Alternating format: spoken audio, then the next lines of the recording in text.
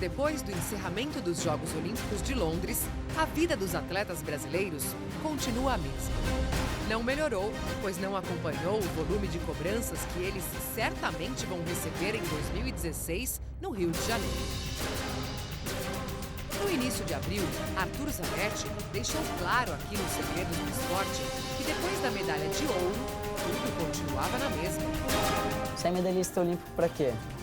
Para não mudar nada no seu dia a dia, né? Na estrutura, no ginásio. Nesta semana, quem entrou em cena foi a nadadora Joana Maranhão, insatisfeita com o tratamento recebido pela Confederação Brasileira de Desportos Aquáticos. Presidente, o senhor venceu. Sim, o senhor venceu porque é impossível lutar contra um governo de mais de 20 anos. É difícil fazer barulho com um grito solitário. Repletos ou não de razão, a realidade dos atletas é que seus interesses permanecem distantes da política esportiva do país. Separados por um abismo, os interesses dos cartolas e de quem vai à luta nas quadras, nas pistas e nas piscinas continuam em conflito. Enquanto isso, o tempo passa. Boa noite. No programa de hoje, um atleta olímpico em plena atividade, Lars Grael. Medalha de bronze em Seul, 1988, em Atlanta, em 1996, na classe tornado. No centro dos segredos do esporte, a vida de atleta no Brasil e também um pouco da política de esporte no nosso país. Ao meu lado, Fernando Meligeni. Seja bem-vindo. Professora Kátia Rupp. Boa noite. E o Lars Grael, que é o centro do nosso debate aqui hoje, que vai trazer um pouco da experiência de atleta, que Muito ainda obrigado. não se encerrou, né, Lars? Ela continua. E também como dirigente esportivo. É um prazer ter você aqui, é um prazer para a gente mesmo contar com a tua história aqui no nosso programa. Prazer é todo meu, Paulo. Uma honra participar aqui do Segredos do Esporte, compartilhando com vocês e o nosso ícone do tênis, né? Semifinalista, quarto colocado em Atlanta, né? Falando de esporte olímpico, Fernando Meligeni. Você tem que ver como ele está bem no programa, sabe? Não é só com a raquete, não. E isso quando os dois não saem para bater uma bolinha. Já tem vocação para isso, Isso né? ainda não aconteceu, ainda não fui convidado porque ele está com medo, né? O cara perde a forma e aí vem qualquer um e pá. Mas isso é um assunto para outro. Quer dizer que você virou outro qualquer segredo. um. Eu sou qualquer um, claro. É outro segredo. Perto dele eu sou qualquer um. Mas, Lars, é bom para descontrair mesmo. Lars, como é que está o esporte brasileiro, o esporte olímpico? Nós temos Rio 2016, que é um compromisso muito importante para o nosso país, um compromisso já assumido, tem muito dinheiro investido, mas a gente percebe ainda que os atletas não estão totalmente felizes com o que acontece no nosso país. Gostaria de ouvir a tua avaliação do momento atual. Olha, Paulo, a pergunta é complexa, a resposta também, porque nós que vivemos do esporte sabemos que temos uma oportunidade única, ímpar, sediar uma Olimpíada no Brasil. Poxa, eu que vivo de campanha olímpica desde quando tenho 16 anos de idade, sonhando com os Jogos Olímpicos, que chegou em Los Angeles, 84, era impensável o Brasil sediar uma Olimpíada. Isso vai acontecer, é uma realidade. Mas, ao contrário do esporte, que você pode perder, né, sacudir a poeira, levantar e voltar para tentar outra vitória, Olimpíada nós não podemos desperdiçar. Está chegando Olimpíada e Paralimpíada. O tempo era o nosso maior aliado. Nós tínhamos tempo para aprender com o Pan-Americano, para planejar, ter ações integradas e ter uma preparação da equipe olímpica brasileira de forma ideal, digamos assim, embora sempre o atleta queira mais e mais, é normal, ele quer sempre exceder limites, e também o planejamento da questão da infraestrutura esportiva e mobilidade urbana no Rio de Janeiro. O fato é, o tempo que era nosso aliado virou o maior inimigo hoje. Faltam 3 anos para os Jogos Olímpicos, é depois de amanhã. Verdade. Né? Como é que nós estamos? E as soluções para vários problemas? Lars, você tem uma trajetória muito particular para o esporte brasileiro e para os atletas brasileiros, não é? Porque além de você ter uma experiência de 4 edições olímpicas, né, como atleta, você depois experimenta a condição de gestor, tanto no Ministério como na Secretaria de Esporte de São Paulo.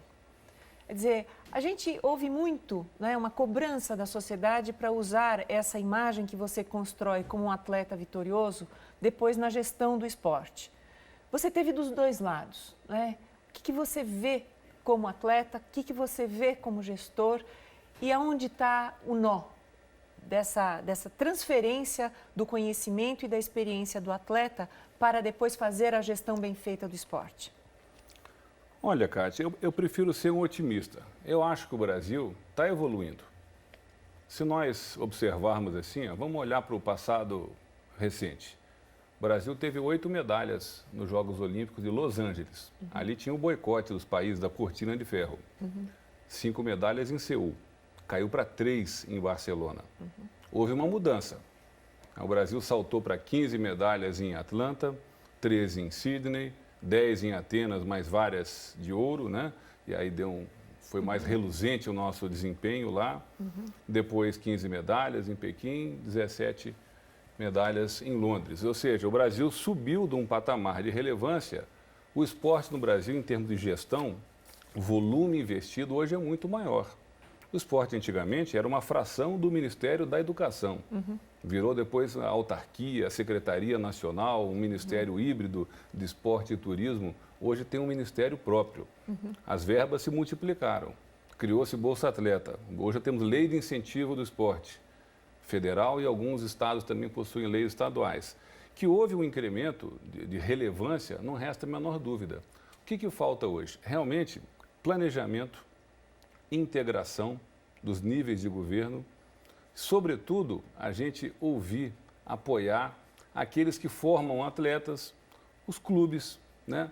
Criar uma estrutura para o esporte educacional no Brasil. Nunca seremos uma potência olímpica se não investirmos na base, revolucionar a educação, valorizando o esporte na escola, o profissional de educação física, da mesma ênfase que nós damos para gastar 1 bilhão para reformar um estádio, para se fazer um calendário esportivo escolar no Brasil condizente com a relevância que nós queremos e mudar o modelo de governança do esporte brasileiro.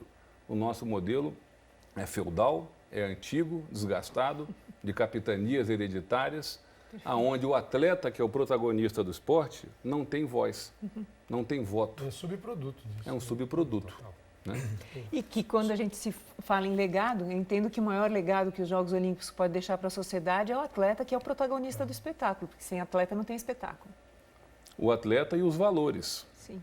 Muito mais importante que o legado que nós vamos deixar de construções de concreto, porque isso pode ser aproveitado ou não, é o legado de valores. O que a gente pode gerar de impacto à sociedade, de entender que esse modelo de comportamento, não só dos sítios altos e os fortes, mas de pessoas que dedicaram uma paixão de vida para poder dignificar o seu país usando o uniforme, né, do Brasil, e lutou, suou, ganhou, perdeu, é essa visão de valores que a gente pode passar à juventude que está chegando por aí. Muito mais importante do que o estádio que vai ficar. Perfeito. E essa pergunta do Fininho, quero lembrar o nosso fã de esportes, pode participar hoje do programa, a gente está ao vivo, então você entra no espn.com.br, está aí para você acompanhar, Segredos do Esporte, lá logo no alto da página você tem como participar e mandar pergunta, como manda o Guilherme aqui, daqui a pouquinho eu faço para o Lars. Fininho, como é que é a sua?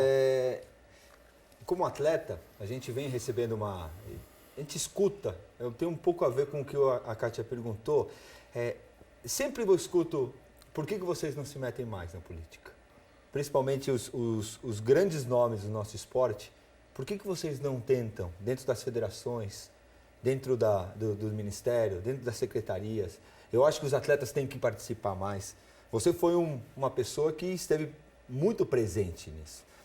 Conta um pouquinho do quanto é possível, até para os próprios atletas que pensam um dia, você foi, a Paula foi, alguns atletas tentaram pegar federações e ser presidentes de federações.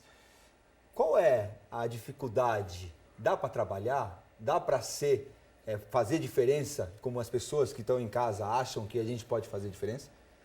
Dá para fazer diferença, mas é difícil. Nós temos que separar a gestão esportiva do sistema nacional do desporto, que são as entidades de administração, federações, confederações, Comitê Olímpico e Paralímpico, aí o acesso do atleta é muito mais vedado, porque o sistema eleitoral que elege uma federação, quem elege a federação são os clubes, quem elege uma confederação são as federações estaduais.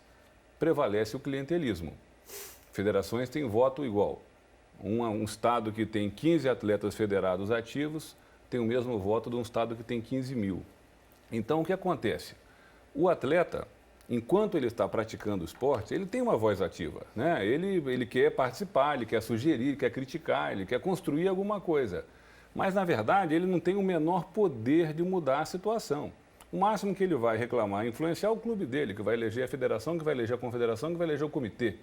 Então... Até chegar lá, né? Até chegar lá. Então, muitas vezes, o ex-atleta, ao terminar a carreira, dedica-se ao seu clube, ele vai chegar à federação, à confederação. O caso do Nussmann. Foi atleta, né, de colégio, atleta de clube, atleta olímpico, presidente de federação carioca, confederação de vôlei, comitê. Esse caminho é possível chegar, tanto que ele está lá. Acontece que há um distanciamento muito grande hoje entre a gestão do esporte nacional, que não aceita crítica, que não faz autocrítica, que os mandatos são de períodos indefinidos, a pessoa pode se reeleger quantas vezes quiser, a matemática daquela eleição cabe nos dedos das mãos, né? Então é um jogo de carta marcada. Então essa falta de alternância no poder é um dos problemas da gestão, é o que distancia o atleta da gestão esportiva no Brasil. Falando do sistema do pacto federativo. Na gestão pública com relação ao governos municipais, estaduais e federal, aí você tem que estar em outra política. A política que rege o país, a política partidária. Às vezes do jogo do toma lá, dá cá. Política, às vezes, muitas vezes impura, para quem veio de uma lógica muito mais cartesiana da prática do esporte, onde a regra é clara, né? Então, nós tivemos atletas que tiveram cargos de gestão. O Zico foi um bom gestor, secretário nacional de esportes. Bernard Hajman foi, eu fui, Paula e outros. Mas o fato é que é difícil, porque... Mas primeiro, a grande maioria saiu, né? A grande maioria saiu. Falou, ai meu Deus, não aguento mais. Você é abduzido por uma máquina de restrições orçamentárias, de burocracia, de intromissão político-partidária, num país hoje que vive uma inversão de valores na política. Sobreviver a esse meio é extremamente insalubre. Então, a tendência do atleta Viva o esporte, né? é deixar. Outros deixaram uma contribuição. Eu tentei deixar a minha, ocupei cargos públicos no plano federal por 4 anos, fui secretário nacional de esporte, secretário aqui em São Paulo de Juventude, Esporte e Lazer. Não vou dizer que foi uma má experiência, a experiência é muito válida. O esporte olímpico permitiu que eu pudesse conhecer boa parte do mundo e a gestão esportiva de conhecer muito melhor o Brasil e São Paulo. Mas é difícil viver disso, porque o esporte, cá entre nós, quase sempre é das pastas de secretaria ou ministério a mais desvalorizada. Aqui tem o menor orçamento.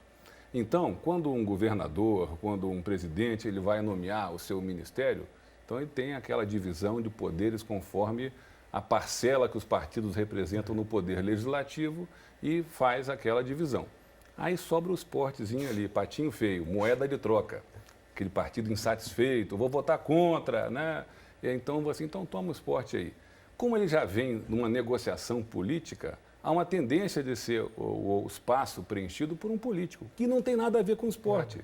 Quase sempre, quando ele começa a aprender algo sobre o esporte, é quando ele está saindo. Mas a realização dos jogos acaba subvertendo essa ordem, né? Porque ele passa a ser um ministério desejado, as secretarias estaduais e municipais também passam a ser desejadas, mas, como você disse, falta competência muitas vezes, do ponto de vista técnico, sobre a gestão daquela pasta, né? A gestão do esporte deveria caber a quem tem comprometimento, conhecimento técnico de esporte. Quase sempre isso não acontece. É uma gestão política, porque aquele espaço veio de um acordo político. Então, esse distanciamento entre o gestor que está ali e a realidade é muito grande. num país que todo ano ou é eleitoral ou é pré-eleitoral. Nós temos eleições a cada 2 anos. Então, óbvio que essa agenda conduz o gestor, né, político, né, a uma questão muito mais prioritária do que se o Brasil vai evoluir ou deixar de evoluir no esporte olímpico ou E paralímpico. olha 2014, que tem Carnaval, Copa do Mundo e aí tem eleição. Pra falar a verdade, a gente não sabe quando é que começa o ano. Mas, como todos nós, a gente vai ver agora um exemplo disso tudo que você está falando, porque como todos nós sabemos, a vida de atleta no Brasil não é fácil. Joana Maranhão, a única nadadora brasileira numa semifinal olímpica em 2012, em Londres, ela conhece bem o problema. Veja. A gente passa pela rua, a gente vê criança com fome, vê pedindo esmola e acha isso tudo normal.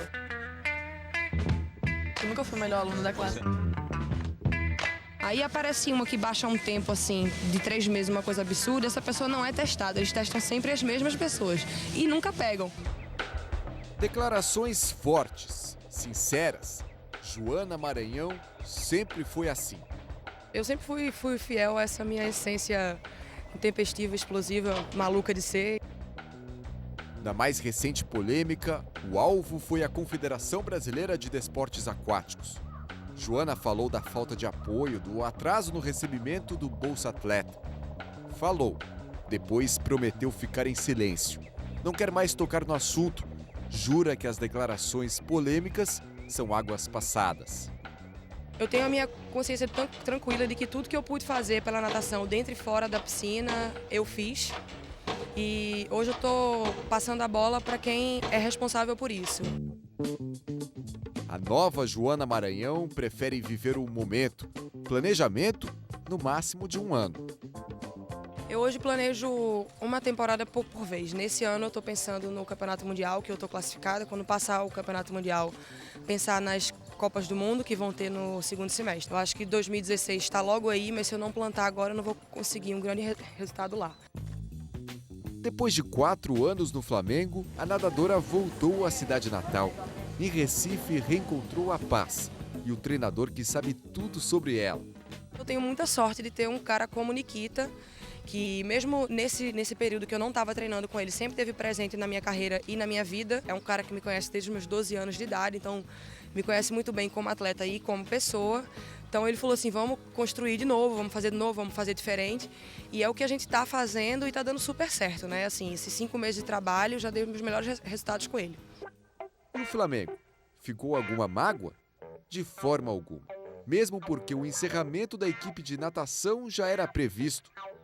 Quando a Patrícia perdeu a presidência, né, que foi um pouco antes deles falarem que tinha acabado a natação, meio que todo mundo já estava esperando pelo pior.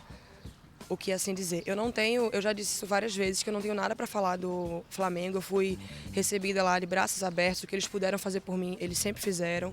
Inclusive essa questão de atraso de salário que todo mundo reclama, mas assim, no meu caso, já entramos em acordo e já está sendo pago. Então, em respeito à decisão da nova presidência, e só sinto muito pelos atletas que eu sei que estão numa situação muito ruim, que dependiam do Flamengo e com o término, alguns pararam de nadar, outros tiveram que voltar para as suas cidades.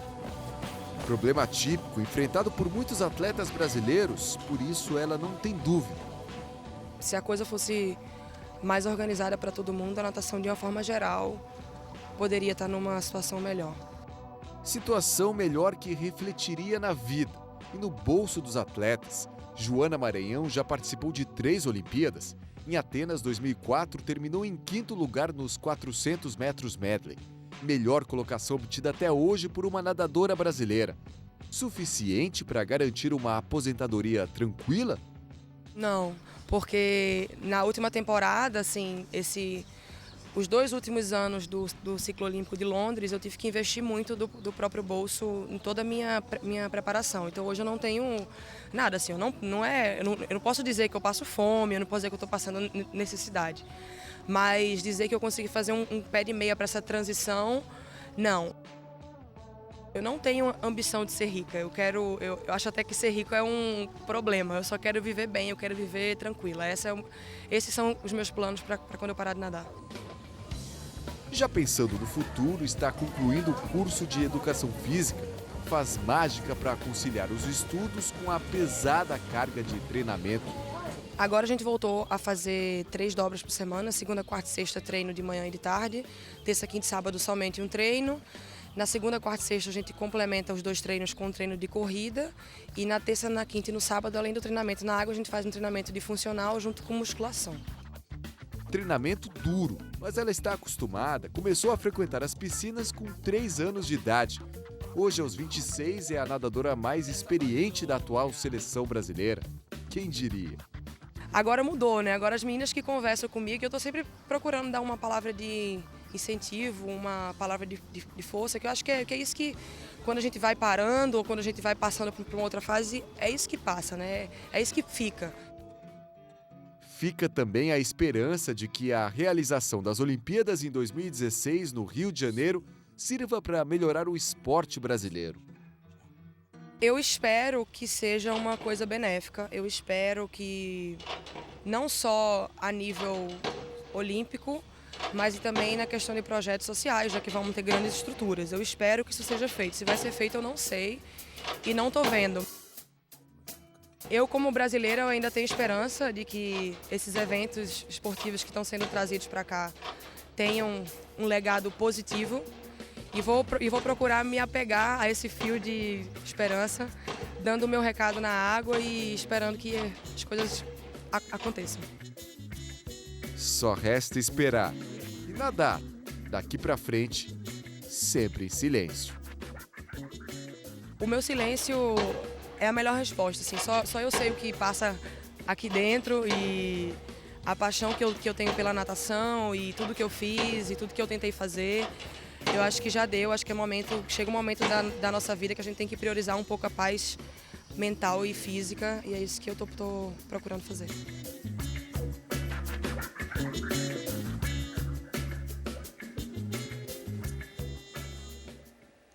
E aí, Kátia, que ponto chegamos, hein? Pois é, Paulo, eu tive em Recife há 2 semanas por conta do projeto Memórias Olímpicas por Atletas Olímpicos Olímpicos Brasileiros. Você vai falar dele no último bloco, né? O último Não bloco vamos vai ser esquecer dele. hoje. E acho que essa questão da Joana traz pelo menos 3 pontos curiosos em relação à natação feminina. Primeiro, Nikita é um técnico que já fez 4 atletas olímpicas em Recife.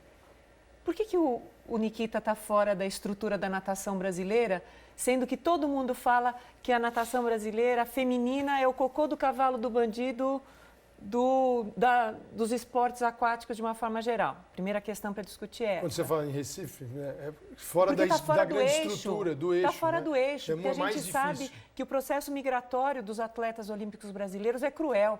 Essas pessoas têm que sair das suas... Como a Joana fez. Né? Como a Joana fez e como tantas outras. Entrevistei Paula Baracho, lá em Recife, entrevistei a Adriana, que foi a grande nadadora brasileira da década de 80, que baixou tempos que ninguém imaginava.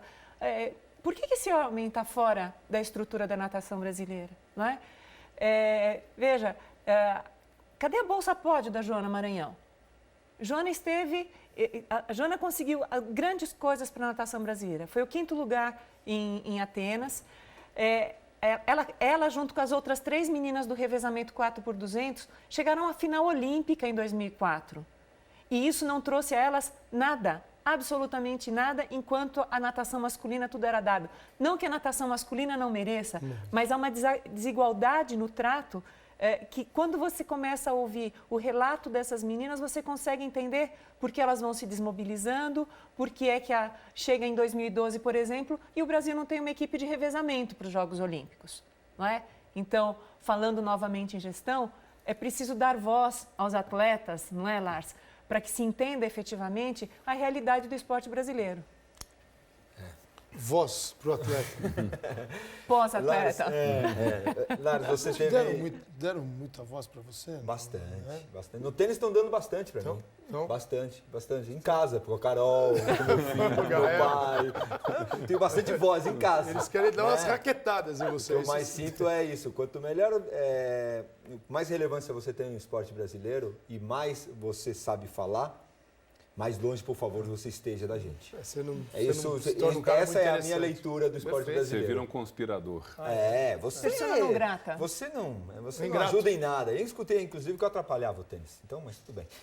Lars, você teve em várias Olimpíadas, você tem muita experiência sobre a Olimpíada. A gente estava comentando sobre isso no Rio 2016. Onde você viu no passado, nessas Olimpíadas que você foi, que a gente tem que copiar e como que a gente está hoje como atleta, e você que está no Rio mais ainda, vendo, como que você vê essa possibilidade? Estamos há 3 anos. Como que está o momento do Brasil na Olimpíada? Existe uma Olimpíada vindo para o Brasil? Seguramente sim, né? Esse é um caminho que não tem volta e nós não temos o direito de torcermos contra. Não, né? mas Eu aqui não acho estamos que torcendo contra. Muitas vezes, ao fazermos uma crítica, parece que você é o do contra. Né? Espírito de porco. Não é isso. Eu vivenciei 4 Olimpíadas como atleta, 2 como coordenador técnico da equipe de vela, que foi Sydney e Atenas. Né? Nós temos uma noção muito boa, né, do que é uma preparação de um país, seja da equipe, seja da estrutura para você oferecer para sediar uma Olimpíada. A forma mais sábia de você acertar é não repetir os erros dos outros e aprender com os acertos. Se nós olharmos para os modelos de Olimpíadas, Barcelona, exemplo de transformação urbana de uma cidade, né, que ousou uma Espanha que se abria para o mundo, para uma nova indústria do turismo, começou com Copa do Mundo em 82, consolidou com Jogos Olímpicos em 92. Barcelona, quem te viu, quem te vê, mudou toda.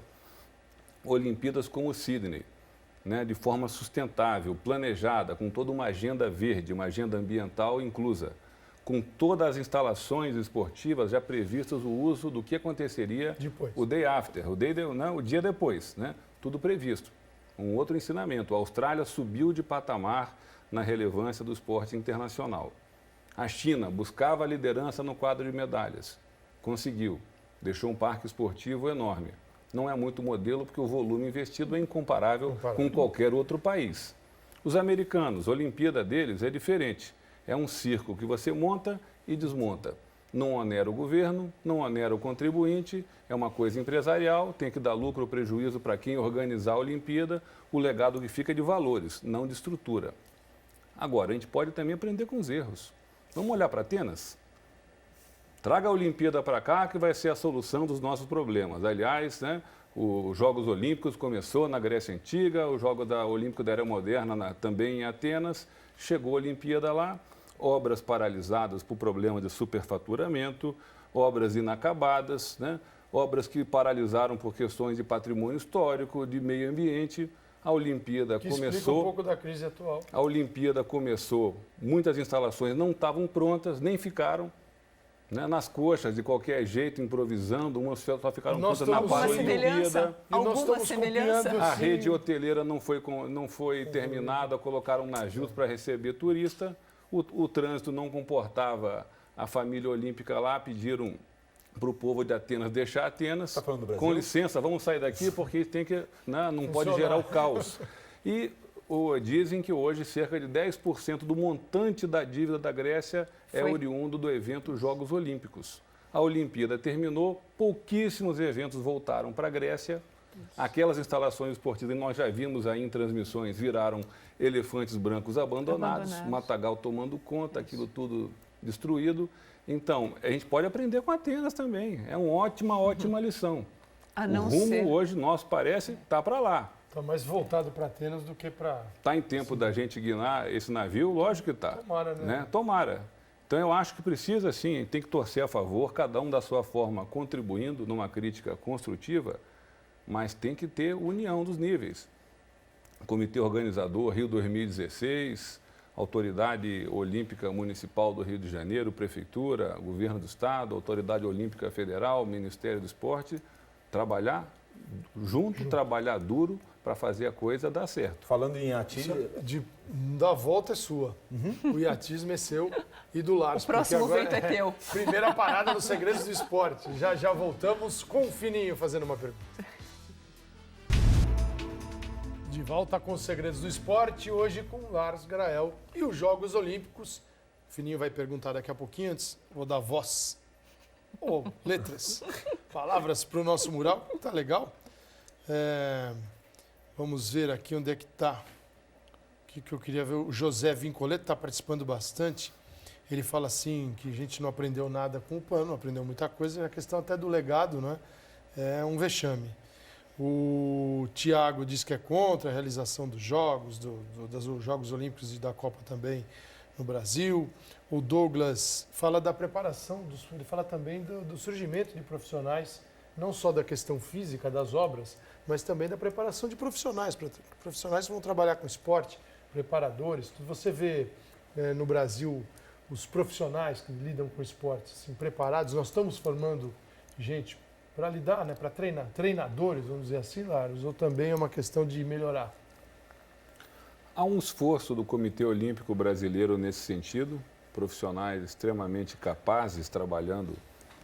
Eu acho que a condução hoje da equipe técnica do COB cabe a um medalhista olímpico, que é o Marcos Vinícius Freire, profissional, né, de excelente nível. Mas o que acontece? Nós temos que formar muito mais, né? Não é fácil, falta pouco tempo, 3 anos para a Olimpíada, inúmeras modalidades. O Brasil tem a obrigação de comparecer em todas as modalidades olímpicas e paralímpicas, mesmo aquela que nós não temos tradição, conhecimento próprio. Eu acho que, de modo geral, muita coisa está sendo feita nesse sentido, mas a questão da capacitação ela é generalizada. Nós temos que capacitar desde o receptivo no aeroporto, a segurança, né, a questão da hotelaria e hospedagem, transportes públicos, acessibilidade, mobilidade urbana, os taxistas. Vou voltar para Atenas, faziam lotação lá. Você pegava um táxi e ele pegando vários passageiros para poder faturar durante a Olimpíada. Então, ou seja, a capacitação tem que ser geral. Né? Do brasileiro saber receber um grande evento, Copa do Mundo, Jogos Olímpicos. Falando de iatismo, eu queria 2 perguntas em uma. Como que está o iatismo brasileiro? E o iatismo sempre foi uma modalidade que trouxe muita medalha. Sempre traz muita medalha. Vocês têm um nome absurdo. Né? Você, o Torben, o Robert, tanta gente que traz, né, bons resultados. Queria entender um pouquinho como que está o iatismo nesse momento no Brasil, para a Olimpíada de 2016, como que você vê, e ao mesmo tempo como que você vê a estrutura, com tanto que se fala, né, dos problemas que a gente vê onde vai ser disputada a Olimpíada no iatismo. O iatismo, ou a vela no Brasil, é um esporte de grandes contradições. Ao mesmo tempo que é um esporte que sempre foi rotulado como esporte de elite, que nada ajuda ao nosso esporte esse conceito, e ele também sempre viveu numa espécie de acostamento do sucesso, sim, porque sempre ficou à margem das prioridades, né? É um esporte que também não tinha transmissão pela TV, não tem arquibancada, é um esporte que os europeus trouxeram a cultura para cá, mas que, por outro lado, deu até então o maior saldo de medalhas olímpicas do Brasil. Foi agora ultrapassado em Londres, 17 medalhas olímpicas. Sendo que dessas 17 medalhas, 2 gênios do esporte olímpico brasileiro, Torben Grael e Robert Scheidt. Os outros também foram de alta relevância, mas esses dois fora de série, do que eles conquistaram na vida, contrariando a lógica, a falta de apoio, a burocracia. Para importar um barco de competição no Brasil até hoje é uma coisa infernal. Nossa política alfandegária é tão moderna quanto a do Iêmen. Então, você está sempre lutando contra essas... Parece que não querem que você... Essas variáveis, né? Então, e a vela também, com relação à gestão, nós temos uma confederação definitivamente falida, vítima dos bingos, né? E do erro, que eu já falei, da governança. Hoje, criou-se uma nova confederação dissidente daquela, que é até um velejador que assumiu esse fardo, que é o Marco Aurélio Sá Ribeiro. Eu acho que ele está com ótimas intenções. Então, nós temos essa contradição da dificuldade de gestão, das pessoas acharem que é esportezinho de rico, de bacana, de fazer iatismo e tal, mas de gente séria, que tem paixão, que dedica uma vida para tentar chegar lá. A equipe olímpica é boa. O Robert Scheidt voltou para o laser, com uma idade que já não era nem mais previsto ele voltar a ter um bom desempenho no laser. Mas como ele é fora de série, é um campeão inquestionável, já está entre os melhores do mundo, grande favorito à medalha na classe laser. Se o laser voltar para o programa olímpico, Não, né? o laser está, a dúvida é o start. Está. A Fernanda Oliveira, né, e a Barbachan, que hoje já estão em liderança de ranking mundial. Fernandinha, que foi bronze em Pequim, andou bem em Londres, está no auge da forma dela. Tomara que ela mantenha esse ritmo sensacional, favoritíssima medalha no Rio de Janeiro. Na prancha à vela nós temos o Bimba, né, experiente, quem sabe agora chega a vez dele. A Patrícia